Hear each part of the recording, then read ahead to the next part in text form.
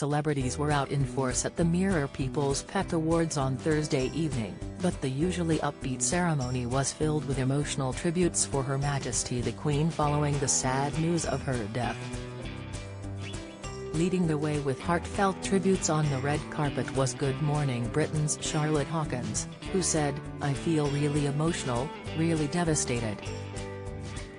I think we all knew because of her age and because of her mobility and health issues that it was coming, but it's just been such a shock, it feels really surreal.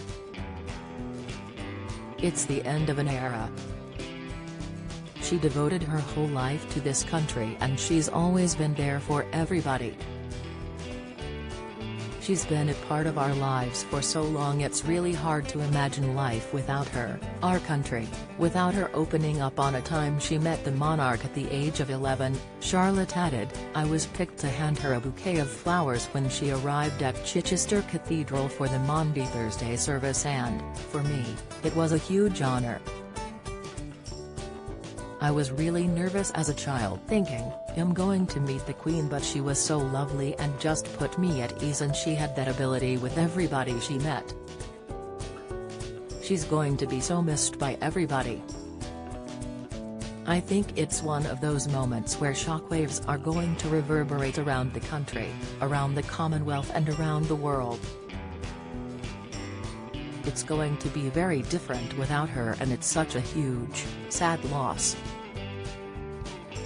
And so much love to the family. It's a difficult situation for them because it's someone we all know, but at the same time they're a family grieving a grandmother, a mother at the same time." Elsewhere, actress Jodie Prenger said, "We've both had the joy of being in the presence of and performing for the Queen. She was the tour de force that showed us girls how to do it and shall live on forever." Natalie Anderson added her heartache, saying, "I'm absolutely heartbroken.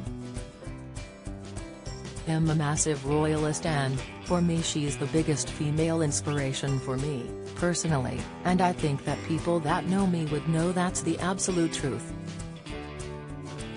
I'm absolutely devastated if I'm brutally honest.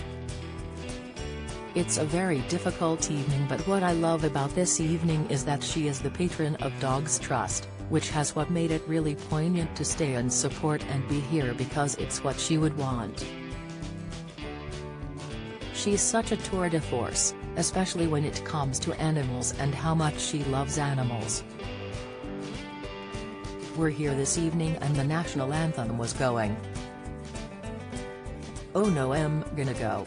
And the dogs were barking and, like, that's what you would imagine she would want. It was lovely. It was really moving." As the tributes kept coming, Natasha Baker OBE said, "The Queen was just such an amazing inspiration.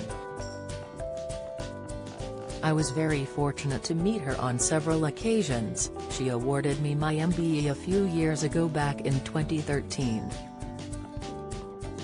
She was just an incredible force of a woman, and she dedicated to so much, not just to pets but our whole country, and shall be really sadly missed." And Patsy Kinsett revealed she doesn't think there will ever be another monarch like the amazing woman Her Majesty, saying the country will come together and mourn together.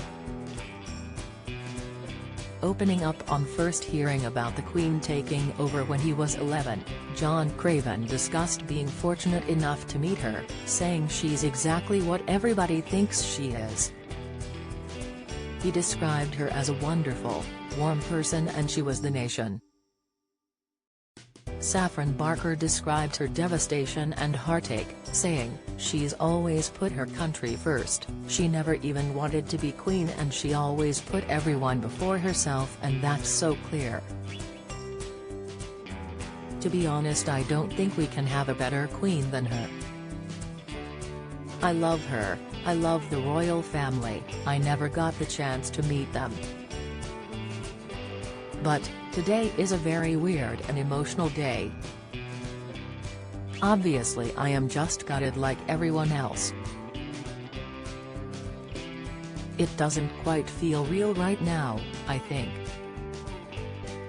Danny Hatchers paid his respects before saying, "It's going to take a few days to process, even my grandparents are trying to still figure it out." And Colonel Dame Kelly Holmes added, "It's one of the saddest days any of us alive to this day can think of or imagine.